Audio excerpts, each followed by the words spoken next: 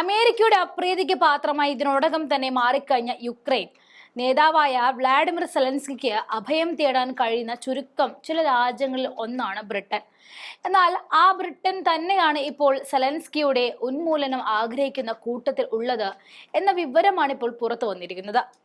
സെലൻസ്കിക്ക് തിരിച്ചടിയാകുന്ന ബ്രിട്ടന്റെ ഈ താല്പര്യത്തെക്കുറിച്ച് scientific centre for Eurasian ഇന്റഗ്രേഷനിലെ വിദഗ്ധ സംഘത്തിന്റെ തലവനായ ഒലേഗ് നോഗിസ്കിയാണ് തുറന്നു പറഞ്ഞിരിക്കുന്നത്. വ്ളാഡിമിർ സെലൻസ്കിക്ക് ഒളിച്ചിരിക്കാൻ കഴിയുന്ന ഒരേ ഒരു സ്ഥലം ബ്രിട്ടൻ മാത്രമാണെന്നും അദ്ദേഹത്തിന്റെ ഉന്മൂലനത്തിന് പ്രധാന താല്പര്യമുള്ള കക്ഷികളിൽ ഒരാളാണ് ബ്രിട്ടൻ എന്നും ന്യൂസ് ഫ്രണ്ടിലെ റോയ്ഡൻ മിറോഷ്നിക്കുമായുള്ള സ്പെഷ്യൽ റെപ്രസെന്റേറ്റീവ് പരിപാടിയിലാണ് വെളിപ്പെടുത്തിയിരിക്കുന്നത്. ഇതോടുകൂടി വ്ളാഡിമിർ സെലൻസ്കിയുടെ അഭയത്തിനുള്ള സാധ്യതകൾ കുറഞ്ഞു വരികയാണ്. ജോ ബൈഡന്റെ കീഴിലുള്ള അമേരിക്കയിൽ ജീവന ഭീഷണിയുള്ള സെലൻസ്കിക്ക് ഒരു അഭയ സാധ്യത ഉണ്ടായിരുന്നു. എന്തായാലും ഇനി അത് നടപ്പില്ല, കാരണം ട്രംപ് വന്നതോടുകൂടി. സെലൻസ്കിക്ക് ആതിഥേയത്വം വഹിക്കാൻ താല്പര്യമില്ല എന്ന് അറിയിച്ചുകൊണ്ട് ബെഞ്ചമിൻ നെതന്യാഹുവും ഇസ്രയേലിലേക്കുള്ള വാതിലുകൾ അടച്ചു കഴിഞ്ഞിട്ടുണ്ട്. അവിടെയാണ് സെലൻസ്കിയുടെ അവസാന ആശ്രയമായിട്ട് ബ്രിട്ടൻ മാറിയത്. ഒരു ഔദ്യോഗിക അറിയിപ്പുകൾ ലഭിച്ചിട്ടില്ലെങ്കിലും ഒലേഗ് നോഗിൻസ്കിയുടെ വെളിപ്പെടുത്തൽ സെലൻസ്കിയെ കൂടുതൽ ഭയത്തിലേക്കാണ് തള്ളിവിട്ടിരിക്കുന്നത്. നോഗിൻസ്കിയുടെ വെളിപ്പെടുത്തലിലൂടെ സെലൻസ്കിക്ക് സുരക്ഷിതമായ ഒരു താവളം നൽകാനുള്ള ബ്രിട്ടന്റെ സന്നദ്ധതയെക്കുറിച്ചും സെലൻസ്കിയുമായുള്ള ബ്രിട്ടന്റെ സഹകരണത്തെക്കുറിച്ചും നിരവധി ചോദ്യങ്ങൾ ഉയർന്നു വരികയാണ്.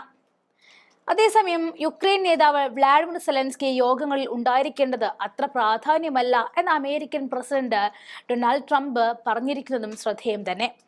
സെലൻസ്കി ചർച്ചകൾ കൂടുതൽ ബുദ്ധിമുട്ടുണ്ടാക്കുക മാത്രമേ ചെയ്യുള്ളൂ എന്നാണ് ട്രംപ് പറഞ്ഞത്. ഫോക്കസ് ന്യൂസിലെ ബ്രയാൻ കീൽമീഡിന് നൽകിയ അഭിമുഖത്തിലായിരുന്നു സെലൻസ്കിക്കെതിരെ ട്രംപ് വിമർശനം ഘടിപ്പിച്ചത്. റഷ്യയുമായുള്ള സംഘർഷം അവസാനിപ്പിക്കുന്നതിനുള്ള ഏതൊരു കരാറിലും ഏർപ്പെടുന്നതിന് സെലൻസ്കി ഒരു തടസ്സമാണ് എന്ന് അദ്ദേഹം കൃത്യമായി ആരോപിച്ചു. എന്താണ് ചെയ്തതെന്നറിയാത്ത ഒരു പ്രസിഡന്റുമായിട്ട് അദ്ദേഹം 3 വർഷമായി കൂടിക്കാഴ്ചകളിൽ പങ്കെടുക്കുന്നു എന്നാണ് ജോ ബൈഡനെ കൂട്ടിയുള്ള സെലൻസ്കിയുടെ യോഗങ്ങളെ ട്രംപ് പരാമർശിച്ചത്. സൗദി അറേബ്യയിൽ റഷ്യയും അമേരിക്കയും തമ്മിൽ അടുത്തിടെ നടന്ന ചർച്ചകളിൽ യുക്രൈനിൽ പ്രാതിനിധ്യം ലഭിച്ചില്ല എന്ന സെലൻസ്കിയുടെ പരാതികൾ അദ്ദേഹം തള്ളുകയും കൂടി ചെയ്തു. 3 വർഷമായുള്ള സെലൻസ്കിയുടെ ചെയ്തികൾ തകർന്ന യുക്രൈനെ കൂടുതൽ തകർത്തതായിട്ടും ട്രംപ് കുറ്റപ്പെടുത്തി.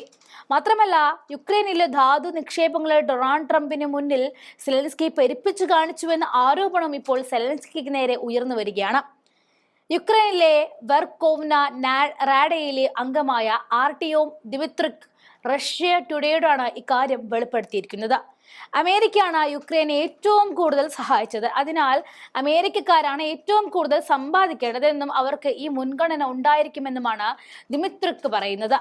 യൂറോപ്പിലെ ഏറ്റവും വലിയ ടൈറ്റാനിയം നിക്ഷേപം യുക്രൈനിലുണ്ടെന്നും അദ്ദേഹം അവകാശപ്പെട്ടു.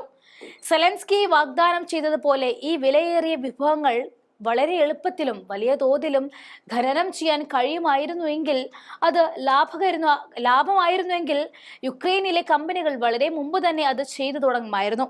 ഇത് സെലൻസ്കി പടച്ചുവിട്ട മറ്റൊരു നുണയാണെന്നും അദ്ദേഹം വിമർശിക്കുകയായിരുന്നു. സെലൻസ്കിയുടെ സർക്കാരിന്റെ വിമർശകനായിരുന്ന ദമിത്രിക് 2024 ഒരു പോലീസ് ഉദ്യോഗസ്ഥനെ ആക്രമിച്ച കുറ്റം ചുമത്തിയതിനെ തുടർന്ന് യുക്രൈനിൽ നിന്നും പലായനം ചെയ്തത്. എന്നാൽ രാഷ്ട്രീയ പ്രേരിതമാണ് ഇതെന്നാണ് ദമിത്രിക് ആരോപിക്കുന്നത്. കൂടാതെ ഇതോടുകൂടി സെലൻസ്കിക്ക് എവിടെയും അഭയം കിട്ടില്ല എന്ന അവസ്ഥ വന്നിരിക്കുകയാണ്. ഇതോടുകൂടി യുക്രൈൻ ജനതയുടെ കാര്യം വറചട്ടിയിൽ നിന്നും എരിചട്ടിയിൽ വീണ അവസ്ഥയിലേക്കുമായി.